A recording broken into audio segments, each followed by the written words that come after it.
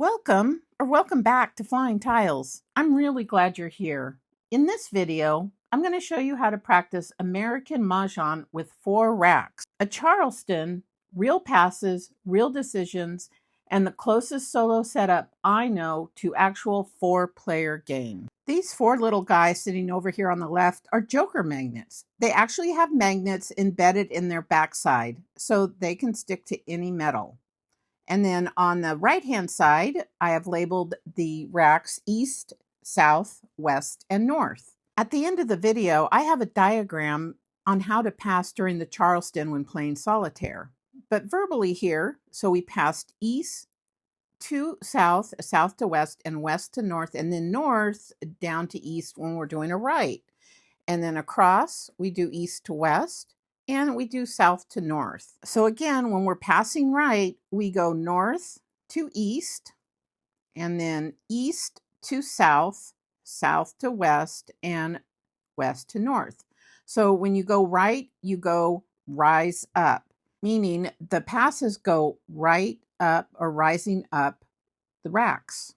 When passing left, you go down the racks, and so you go low down. So the passes go from north down to west, from west down to south, south down to east, and then the east pass goes up to north. Again, I have this diagrammed out on a whiteboard at the end of the video. I'll be showing you the Charleston throughout the video. It actually is quite easy. Here we begin the Charleston. I have 2 rows of 19 double stacked tiles. I got 10 on the roll of the dice. I am passing out the tiles to each joker magnet, red, blue, yellow, and green. We're going to see which joker magnet is a heater or a cooler. Which one can bring in the most jokers? This is probably as scientific as you're going to get.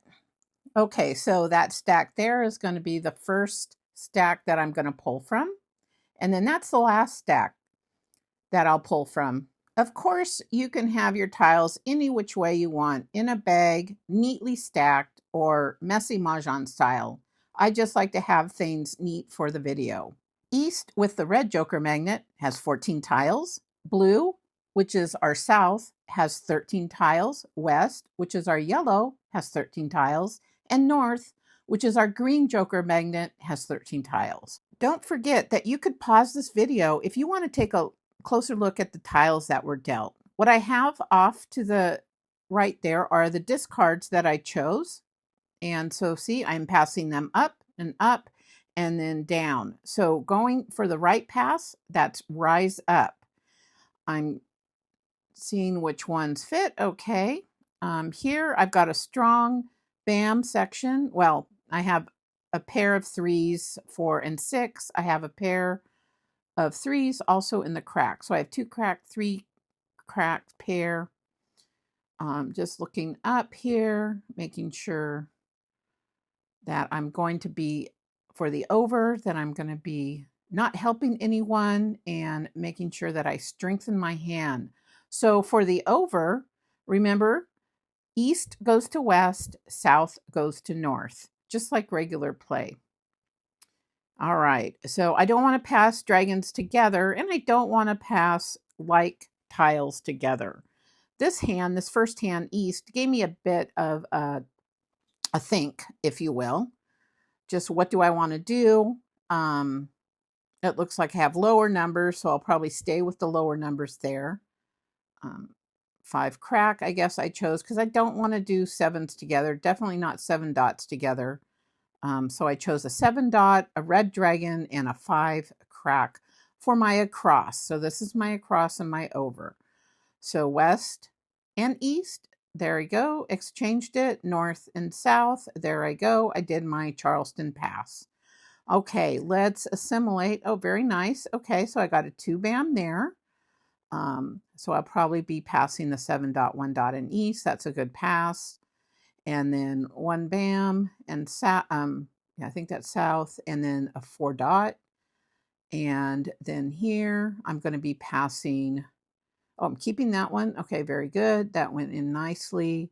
I have 7 dot red dragon and I think that's an 8 crack. Yeah, 8 crack. Let me know if you would pass something different, like on the first right, the first across, first left, second across, or last right. Let me know if you see something different. Sometimes I don't see everything. But this is a great exercise because you're working 4 hands at once. And here I go for the first left. Left is low down. We go down, and then that east goes up to north. I really enjoy playing solitaire mahjong. It's a lot of fun. My brain gets a great workout in a way that feels good.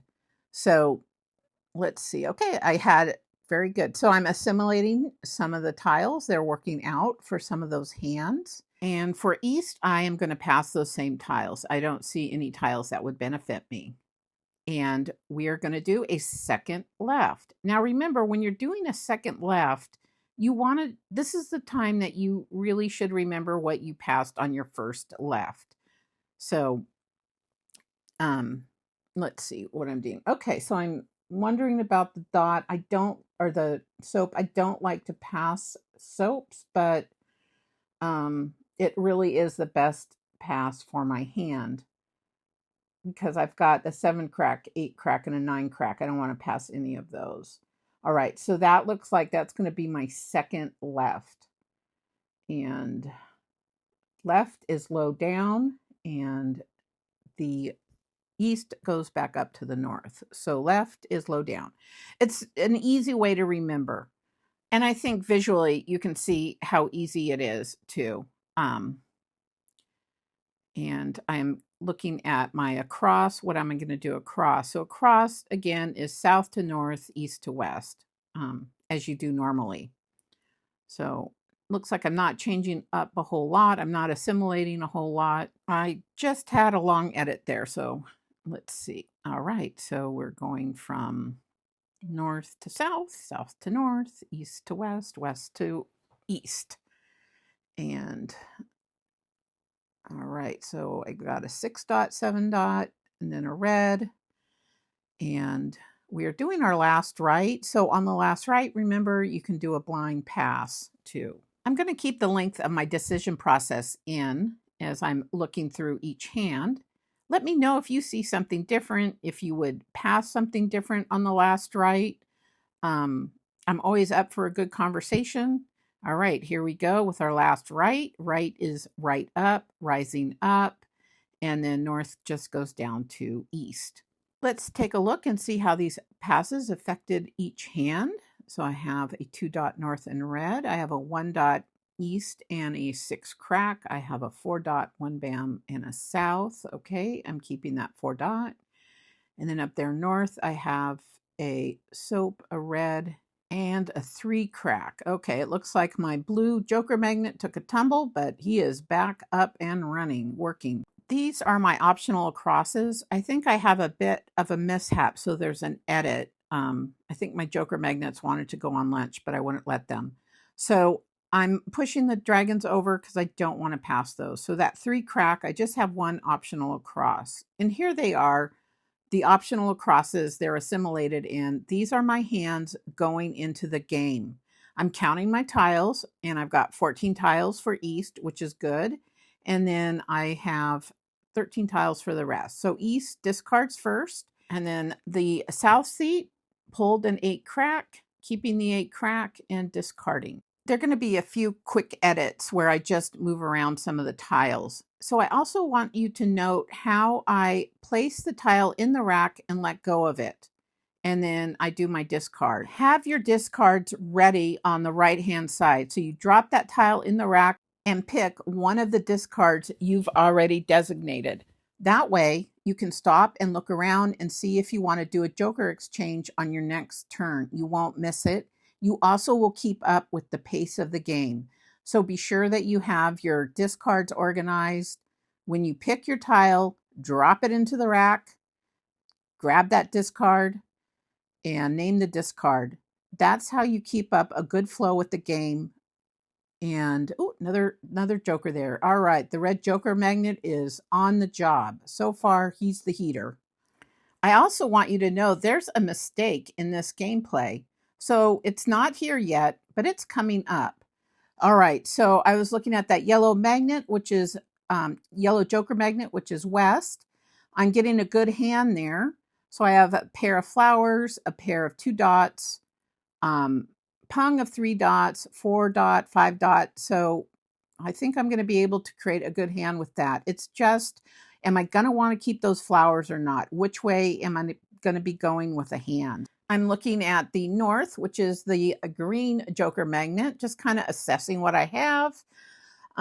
What I might want to do, 5 dot. Okay, I don't need a 5 dot with that hand, but I'm going to let go of that red dragon because I know I don't need a red dragon. So I let go of the dragons as soon as possible, unless I see that there's exposures up that another player possibly could need a red dragon. It also depends, like, do I throw it depending on if we're at the end of the game? So there's a lot of decisions in regard to what I throw or not throw. And I will go over that in a later video, kind of reading another player's hands or other players' hands. I think Tina, one of our subscribers, had mentioned that she would like a video on that, and I have that down to do. Thanks, Tina. That's a great idea. When I drop that pick tile into the rack, that closes the opportunity for another player to claim the discard. I was east at a tournament last week in Half Moon Bay at Let's Play Mahjong, and I had a couple of players at my table that would pick their tile and tap it on top of the rack, and that does nothing but makes noise. So somehow there's some information out there that people think that tapping their tile on the top of their rack does something, closes that window opportunity. Oh, okay, I'm going to call that 2 dot. I intentionally didn't call the previous 2 dot. That's a strategy I'll sometimes implement. Now, okay, I'm going to discard the 9 dot. I actually found it easy to keep the hand straight. I didn't have a problem. I haven't had a problem. So, and this is a really good exercise for your mind in the decision-making process. So as I said, it's easy to keep the hands straight. I don't mix them up. And I also seem to have a lot of consecutive run hands. And it might be because I was a bit tired when I did this, so I didn't really make a big effort to look outside into something else. And maybe I couldn't even have played another category with the way the tiles were dealt. I'm looking at the south hand, the blue joker magnet hand. Looks like he took another tumble. All right, so consecutive run, the big odds. Now the thing with this is I don't have a pair of 5 cracks and I don't have a pair of 7 cracks, although my hand has no gaps. So I need to figure out if I want to do that one or if I want to do, I've got a pair of flowers. I could go into that other one that had Kong, Kong, Kong. I'm going to speed it up here a bit. Picking and discarding and looking. Do you guys want a video where it's actually slower? Let me know. So, all right. Have you guys spotted the mistake yet? It is right there with West. When that 2 dot was claimed, that 2 dot ought to have been put on top of the rack and then the other tiles exposed with it. So that hand is dead. When a hand is dead or not viable anymore, then it's skipped over and there's more tiles for the rest of the players. At this point, we're going to be moving into the diagram of the Charleston during solitaire gameplay. And it looks like, as a result of our scientific experiment, that the red joker magnet is a heater and the yellow joker magnet was the cooler for the day. I have no doubt that the yellow joker magnet can turn it around soon. And we'll be moving into the diagram portion of our video. So the Charleston, right over left, left over right, and then the optional across. The first left, blind past, last right, blind past. So this is our right, rising up. And you see the arrows going up, east to north, and then north comes back down around. And then the across, skip across, hop one over. I was trying to think of something that would help associate with across. And here we have our left. Left is low down. Downtown Bobby Brown. I don't know. I think I was getting a bit silly and a bit punchy. And here we have our Joker Magnet outtakes. I want to thank you so much for stopping by Flying Tiles, and I will see you in the next video. Take care. Bye-bye.